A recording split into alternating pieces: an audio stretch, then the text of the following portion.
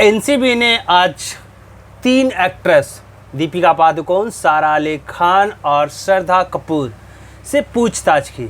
लेकिन इन तीनों की पूछताछ में जो ड्रग्स मंडली है, ये तीनों की जो ड्रग्स मंडली है, उनमें से उनका बिग बॉस कौन निकला। जी हाँ, कहीं ना कहीं सभी जानना चाहते होंगे कि 3 लोगों से पूछताछ की गई और तीनों के पूछताछ में इनका बॉस या इनका हेड जो बिग बॉस है वो कौन निकला है। जी हाँ, इस तरीके का सवाल सोशल मीडिया पर काफ़ी ज़्यादा हैशटैग के रूप में पूछा जा रहा है।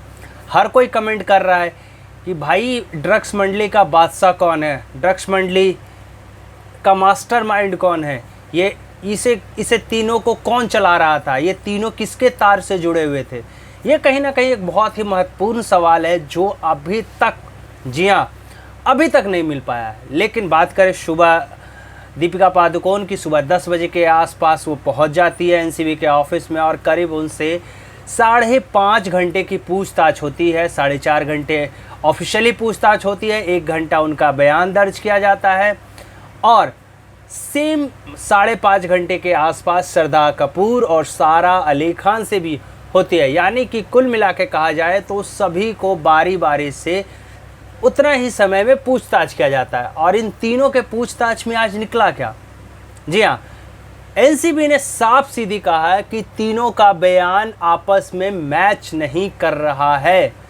कहीं ना कहीं तीनों बरगला रहे हैं। जी हाँ, तीनों बेवकूफ़ बना रहे हैं, एनसीबी को धोखा दे रहे हैं। एनसीबी को जो बातें हैं वो कहीं ना कहीं उल्टी दिशा में ले जाने की कोशिश पूरी तरीके से इन तीनों ने किया है। यानी इनके तीनों के बातों से एनसीबी जो जवाब चाहिए था वो असंतुष्ट है। यानी कि पूरी तरीके से उनकी बातों पर भरोसा नहीं है। तो आखिरकार इन तीनों का मास्टरमाइंड कौन निकला, इन तीनों के पीछे कौन है, इसका राज कैसे पता चलेगा। तो जी हाँ, इन तीनों के बारे में कहा जा रहा है कि ये तीनों कहीं ना कहीं आपस में साठगांठ थे, तीनों ने एक साथ बात कर लिया था और तीनों का जवाब लगभग सेम ही मिल रहा है। जी हाँ, लगभग सेम, यानी रट्टू तोता की तरह तीनों एक ही बात बोलते हुए नजर आ रहे हैं।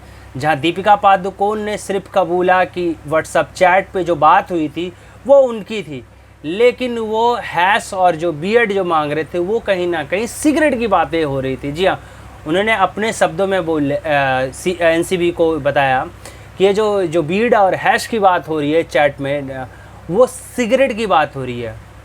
और सारा अली खान का भी कुछ इसी तरीके का जवाब था।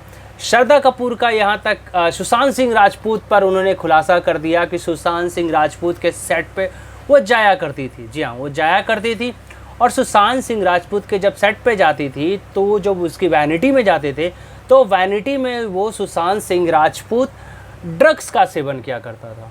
जी हाँ, ये बहुत बड़ी खुलासा है, बहुत बड़ा अपडेट है कि सुशांत सिंह राजपूत जिस तरीके से सारे टीवी चैनल्स में दिखा रहे हैं, जिस तरीके के फुटेज सामने आए हैं, ई सिगरेट सुशांत सिंह राजपूत पीते हुए साफ दिख रहे हैं।